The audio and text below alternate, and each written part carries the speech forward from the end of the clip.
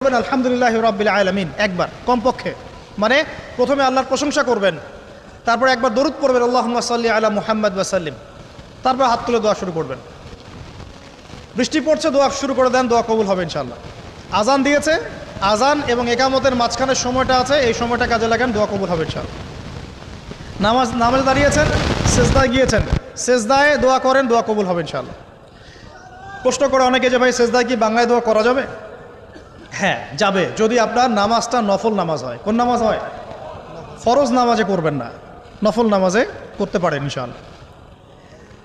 সেজদায় বান্দা আল্লাহর সবচেয়ে কাছাকাছি থাকে, এই সময়ে বেশি বেশি দোয়া করতে রাসূল সাল্লাল্লাহু আলাইহি ওয়াসাল্লাম তাগিদ দিয়েছেন। দোয়া করলে ডাইরেক্ট কবুল হবে ইনশাআল্লাহ। পিতা মাতার খেদমত করে দোয়া করেন, দোয়া কবুল হবে ইনশাআল্লাহ। এখন তো পিতা মাতার খেদমত মানুষ করতে চায় না। এটা সেই যুগ যে যুগে পিতা মাতার সাথে দাস দাসীর মতো আচরণ করা হয়।